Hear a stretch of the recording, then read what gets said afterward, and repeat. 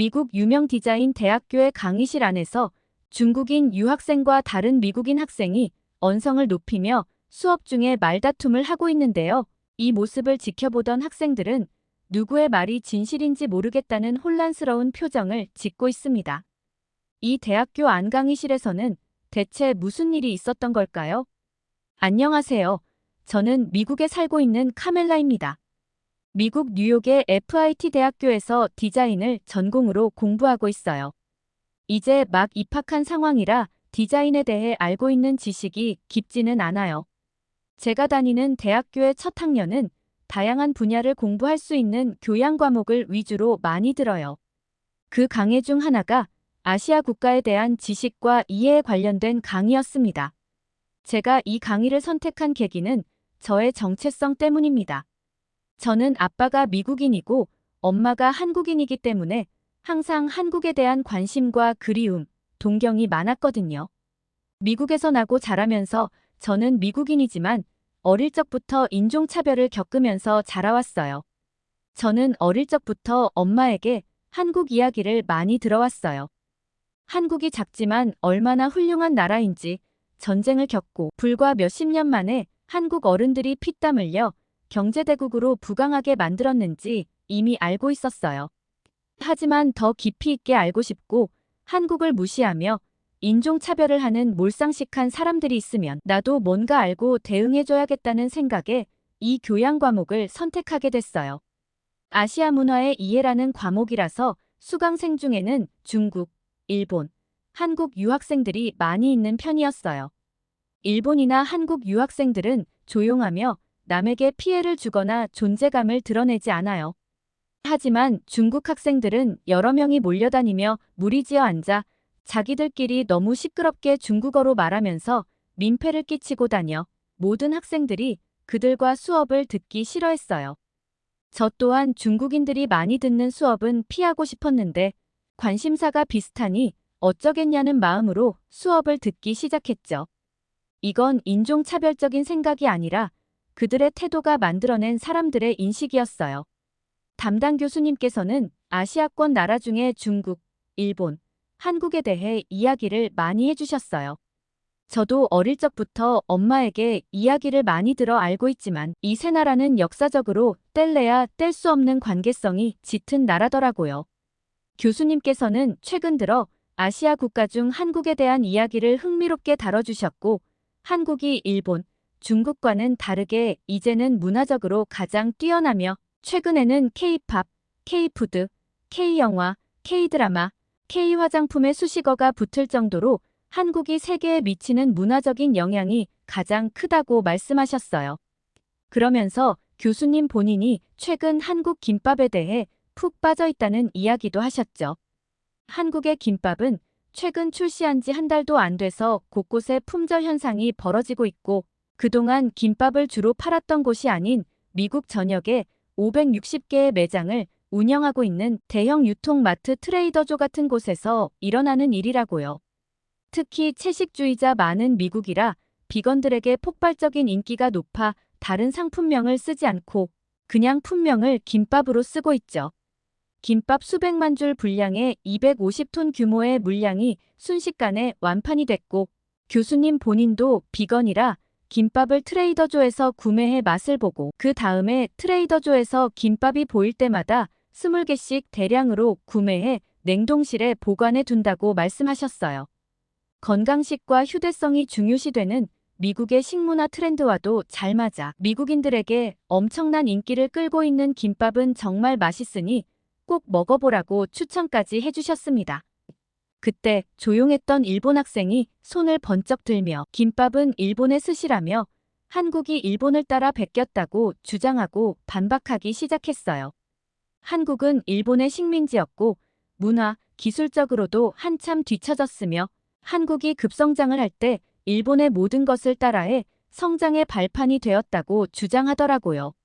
저는 역사적 지식이 얕아 사실적인 근거를 알고 있지 못해 기분이 아주 불쾌했지만 가만히 지켜만 보고 있었어요. 그런데 그때 한국인 유학생이 손을 들며 일본 유학생에게 반박하는 발언을 하기 시작했어요. 불과 몇 년 전까지만 해도 서구권에서 김밥은 일본 스시에 빗대어 코리안 스시나 캘리포니아 롤이라고 불린 건 사실입니다. 그건 외국인들이 김밥에 대한 실루엣도 모르고 지식이 없기 때문에 쉽게 설명하기 위해 빗대어 말을 했던 것이고, 일본의 스시와 한국의 김밥은 엄연히 다릅니다. 일본의 스시밥은 쌀식초로 간을 하여 밥에 약간 신맛과 단맛을 주고 일본 식당에서 비싸게 파는 음식인 반면, 한국의 김밥은 편의점이나 대형마트에서 살 수 있는 저렴한 패스트푸드인데 비해 건강까지 잡아 미국인들의 입맛을 사로잡은 맛과 재료의 차이가 나는 음식입니다. 최근 김밥은 미국에 이어 일본에서도 일본식 김초밥, 노리마키와 구별되는 한국식 김밥임을 나타내기 위해 제품 패키지에 김파라고 적거나 김밥이라는 한글을 그대로 쓰는 경우도 있습니다. 일본에서도 엄청난 인기를 끌고 있는 한국의 김밥이 일본 것이라면 김파나 김밥으로 표시해 유통하는 것이 말이 되냐고 반박하였죠. 일본 유학생은 얼굴이 붉어지며 더 이상 말을 잇지 못하고 창피한 표정을 숨기지 못하더라고요. 교수님께서는 다양한 시선에서 이야기를 나누는 것은 좋지만 다른 나라를 비하하는 발언은 피해달라며 일본 학생에게 한 번 더 그런다면 이 수업을 못 들을 수도 있다고 했죠. 저는 속으로 너무 통쾌하였고 한국에 대해 더 잘 알고 싶다는 욕구가 샘솟았습니다. 일본과 한국인의 언쟁은 이것으로 일단락 마무리되었어요. 어느 날은 교수님이 아시아 국가의 군사력에 대해 설명을 해주셨어요. 미국의 군사력 평가기관인 GFP가 145개국을 대상으로 조사를 하였는데 최근 보고서에 따르면 1위는 미국, 2위는 러시아, 3위는 중국으로 그 다음 아시아 국가에서는 한국이 5위, 일본이 6위라는 결과가 굉장히 유의미하다고 말씀하셨어요. 그러자 한 중국 유학생이 중국은 3위의 결과이지만 미국, 러시아와는 거의 차이가 나지 않고 한국은 중국보다 2배 이상 차이가 나는데 왜 한국의 결과가 유의미하고 한국의 이야기만 하냐며 제일 강한 중국에 대해 이야기를 하는 게 어떻겠냐고 따지듯 물었습니다. 도대체 한국 얘기만 나오면 일본이던 중국 학생이던 왜 저렇게 무례하게 구는지 저는 이해할 수가 없었습니다. 그러자 그 중국 유학생의 다음 발언이 더 가관이었어요. 그리고 중국의 재래식 전력인 육군의 병력 수가 218만 명, 한국은 58만 명으로 비교가 되지 않는 병력입니다. 중국과 한국이 전쟁을 한다면 단 하루 만에 한반도는 점령될 것이며 한반도에는 없는 핵이 중국에는 있으니 서울은 불바다가 될 거라는 것입니다. 저는 미국인이었지만 들으면서도 너무 불쾌한 나머지 저 중국인이 미쳤다는 생각밖에 안 들었어요. 저도 너무 화가 나 받아치려는 순간 교수님이 말씀하셨어요. 중국이 한국에 비해 군사력이 강하다는 건 다 알고 인정하는 사실입니다. 하지만 한국은 징병제이고 중국은 모병제라 한국에는 예비군이라는 군사력이 있습니다. 중국의 예비군 인원은 51만 명, 한국은 310만 명으로 모병제가 있는 한국이 중국에 비해 전쟁이 즉시 투입될 수 있는 군사훈련을 받은 사람들이 한국이 중국에 비해 5배 이상 더 많습니다. 중국도 전시 상황에 한국처럼 징병제를 한다면 한국보다 훨씬 많은 인원이 투입될 수 있지만 군사훈련 기간이 필요하기 때문에 예비군 병력 수는 매우 중요합니다. 수적으로는 중국이 유리할지 몰라도 유사시 총을 바로 다룰 수 있는 병력이 300만 이상 된다는 건 그렇지 않은 것보다 훨씬 유리한 상황입니다. 그리고 한국보다 중국이 재래식 무기 규모가 월등히 많은 건 사실이나 이는 노후화된 무기들까지 끌어모은 규모입니다. 한국의 무기는 수적으로 밀릴지 몰라도 발달된 무기인 K9 자주포 같은 포병 전력에 한정하면 미국에 비해서도 절대 밀리지 않는 수준입니다. 기갑 전력에서도 한국은 3,000문 이상의 K9과 K55가 있고 특히 K9의 경우 미국에서 만든 팔라딘 자주포와 비교해도 기능이 절대 밀리지 않고 어떤 부분에서는 더 우위입니다. 이런 부분에서 K9이 한국의 대표적인 수출품이라고 하는 이유나 근거가 분명히 있는 거지요. 장갑차는 3,100여 대의 전차는 2,200여 대로 이중 성능이 뛰어난 K2와 같은 3.5세대 전차는 1600여 대가 있는 것으로 알고 있어요. 중국이 자랑하는 재래식 전력 중 3.5세대 전차는 몇 대가 있을까요? 한국의 절반인 800여 대밖에 안 되니 한국의 기갑 전력이 질적으로는 훨씬 우수한 군대라는 것을 알 수 있지요. 그러자 중국 학생이 받아들이지 못한다는 듯 얼굴이 빨개진 채 시끄럽고 격앙된 목소리로 교수님께 질문을 던졌습니다. 중국에는 한국에 없는 핵무기가 있습니다. 사실 핵무기 하나면 모든 것을 초토화시킬 수 있는 힘이 있는데 이 부분에 대해서 반박을 해보세요. 그러자 교수님이 격앙된 목소리로 중국 학생에게 질문을 던졌습니다. 지금 러시아와 우크라이나 전쟁이 긴 시간 동안 지속되고 있는데 러시아가 핵이 있음에도 우크라이나에 쏘지 않은 이유가 뭐라고 생각하지요? 군사력에 대해 논할 땐 핵의 존재로 판단하지 않습니다. 왜냐하면 핵폭탄의 위력은 강력하지만 그 후 수습할 수 없는 처참한 재앙과 후폭풍이 따르기 때문이지요. 중국이 핵폭탄을 한국으로 터뜨린다면 전 세계에서 경제적인 압박과 불이익을 당할 것입니다. 전쟁에서 이기고 지고를 떠나서 중국은 경제적으로 망하게 되니 핵폭탄을 쏜다는 것은 자기가 폭탄을 안고 적에게 뛰어드는 거나 마찬가지입니다. 이는 지금 전쟁 중인 러시아도 마찬가지이고 이러한 이유로 다들 핵폭탄을 사용하지 않는 이유이지요. 실제로 일어날 수 없는 무의미한 이야기는 더 이상 안 했으면 좋겠습니다. 그러자 그 중국인 유학생은 포기를 모르고 한국은 늘 중국의 속국에 불과했던 게 아니냐고 교수님께 되물었고 한국 문화는 기본적으로 중국의 것을 바탕으로 다 따라한 거라고 하더군요. 순간 화가 치밀었지만 저는 역사적 지식이 없어 한편으로는 중국인 유학생의 말에 일리가 있는 건 아닐까 하는 의심도 들었어요. 엄마에게 중국이 한국에게 미친 영향은 컸다고 들은 사실이 어렴풋이 기억이 났거든요. 그러면서 한복은 중국의 전통 의상에서 파생된 옷이며 한복의 전통성은 한국 역사가 아닌 중국 역사라는 것입니다. 이때 교수님께서 아시아 문화의 이해라는 과목이니 자유롭게 논의하는 건 좋지만 자기 주장이 진리인 것처럼 말하는 것은 반대로 내가 다른 사람들의 말을 들을 준비가 돼 있지 않은 거라는 반증이기 때문에 소리를 낮추고 다른 사람의 말을 들으라고 하셨죠. 그러면서 강의실 안에 다른 주장을 가진 학생이 있다면 자유롭게 말해보라고 하였더니 저 멀리 한국인 유학생이 손을 들으며 이건 어디서부터 논쟁이 시작됐는지 자기가 정확히 알고 있다고 얘기하기 시작했어요. 그 한국인 유학생은 평소에 온라인 게임 시장에 관심이 많았고 게임 개발을 목표로 공부하고 있었기 때문에 생생하게 기억난다고 하였죠. 저는 한복 얘기를 하다가 무슨 뚱딴지 같은 게임 이야기를 하나 논점을 제대로 파악을 못한 거 아닌가 한국인 유학생이 걱정되기 시작했죠. 하지만 제 우려와는 달리 한국인 유학생은 이 논란이 언제부터 불거졌는지 중국인 유학생이 빠져나가지 못하게 자세하게 이야기하기 시작했어요. 한국인 유학생은 한복의 왜곡 문제는 2020년 11월경 중국의 샤이닝 리키라는 모바일 게임에 한국 출시 기념으로 한복 아이템이 추가되며 한국의 전통 의상이라고 소개하였는데 이를 본 한 중국 이용자의 항의에 의해 중국의 전통 의상인 한푸에서 유래된 것이다고 반발하면서 시작되었다고 하였죠.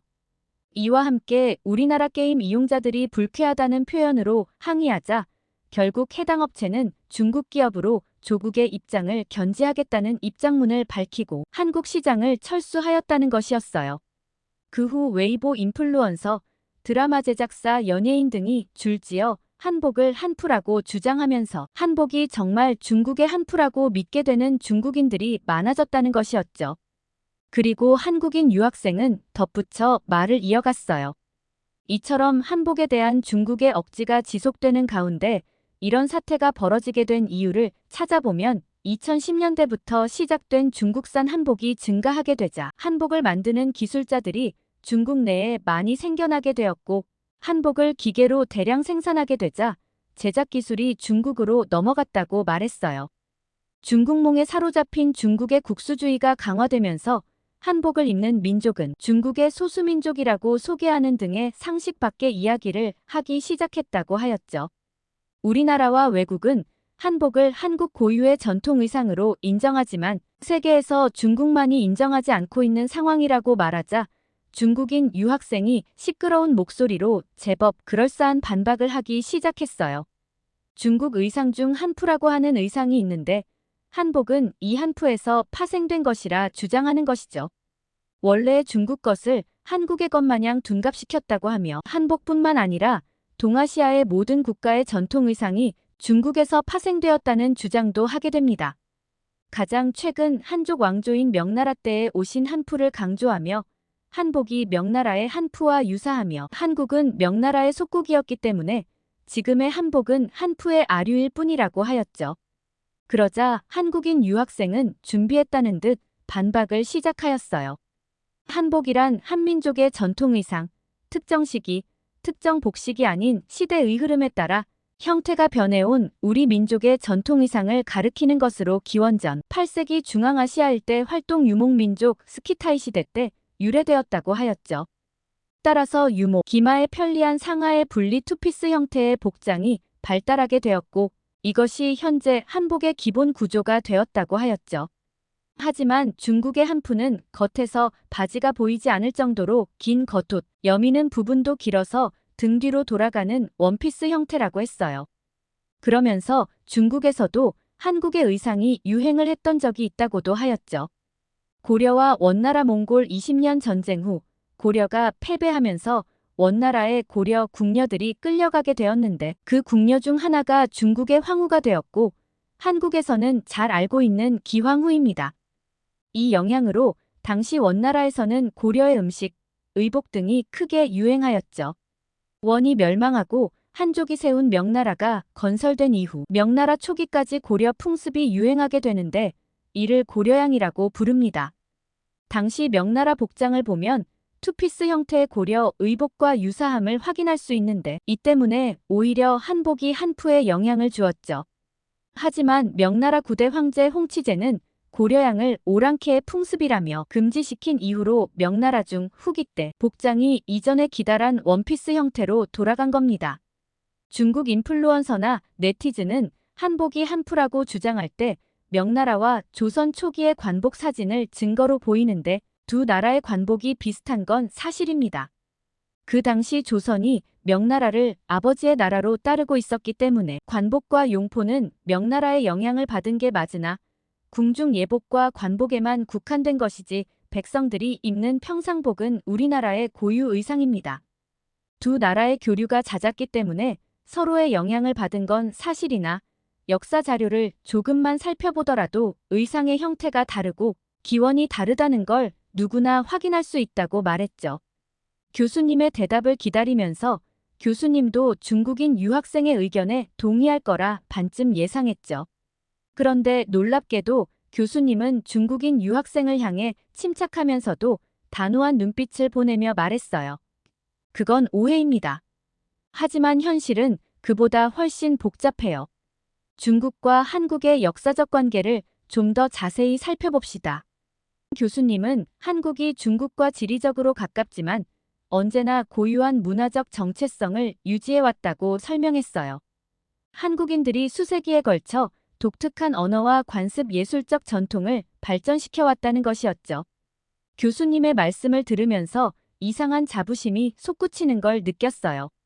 한국을 중국과는 별개로 풍부한 역사와 문화를 지닌 나라로 생각해 본 적이 없었거든요. 어쩌면 내가 너무 성급하게 나 자신의 유산을 무시했던 건 아닐까 하는 생각이 들었어요. 그때 중국인 유학생은 납득이 안 된 표정으로 말꼬투리를 잡기 시작했어요. 한국인 유학생이 말했듯 수백 년 동안 한국은 중국을 아버지의 나라라 여기며 조공을 바치지 않았냐고 하였죠. 그게 한국이 중국의 속국이었다는 것을 입증하는 거라고 말했죠. 저는 속으로 군사력이나 한복 얘기를 꺼냈다가 본전도 못 찾으니 질기게 말꼬리를 잡고 늘어진다고 느끼던 찰나 교수님은 고개를 끄덕이며 중국 유학생의 말에 상당 부분 동의하듯 말을 이어가셨어요. 한국이 상당 기간 동안 중국과 조공 관계에 있었던 건 사실이나 한국이 단순한 속국이었던 건 아니며 조공 제도는 복잡한 정치 경제적 협정이라고 말하셨죠. 그건 예속을 의미하는 게 아니며 한국은 자치권을 유지하면서도 중국 시장과 기술에 접근할 수 있도록 자국에 유리하게 이용하기도 했다는 것이죠. 저는 한국사에 대한 새로운 관점을 듣고 한국인 유학생들이 외국에서 똑똑하다고 인정받는 이유가 뿌리에서부터 조상들의 지혜가 크다는 걸 알고 더 매력적으로 느껴졌어요. 여태까지는 한중 관계가 서로 교류하는 방식이 아닌 중국이 한국을 지배하는 방식으로 알고 있었거든요. 저는 교수님의 말씀 하나하나에 귀를 기울이게 되었고, 교수님은 한국, 중국, 일본의 세 나라의 관계는 수세기 전으로 돌아가게 되며 서로의 나라들이 멸망하고 건국됨을 반복하면서 계속적으로 변화되는 힘의 관계를 알아야 한다고 하셨죠. 예전엔 한국이 중국을 아버지의 나라라 섬기며 부른 때도 있었지만 지금은 확실히 아니라며 선을 그었고, 오히려 전 세계가 한국의 문화와 의식을 따라하는 월등히 앞선 국가라고 한국을 높이 칭찬하셨어요. 그러자 중국인 학생은 받아들이지 못하는 듯 고래고래 소리를 지르며 말도 안 되는 이야기로 반박하였지만 그녀가 소리를 지르면 지를수록 다른 학생들은 그녀를 이상하게 보며 행동을 멈추라고 야유를 보냈습니다. 교수님조차 그 시끄러운 중국인 학생의 얘기를 들어줄 수 없었는지 앞으로 수업 시간에 소리를 지르거나 다른 학생들의 수업을 방해하는 행동을 보이면 본인의 강의실에는 못 들어올 거라 엄포를 놓자 그제서야 잠잠해졌습니다. 한국이 발달되고 잘 될수록 시기와 질투를 하는 중국과 일본인들이 많아지는 것 같습니다. 부디 자존감을 가지고 현실을 인정하며 열린 마음으로 타인과 타국을 보는 시선을 키웠으면 좋겠습니다. 오늘은 뉴욕의 한 대학교에서 있었던 카멜라의 사연을 들어보았는데요. 오늘의 사연이 마음에 들었다면 구독과 좋아요, 알림 설정 부탁드립니다. 여러분의 구독은 영상 제작에 큰 힘이 됩니다.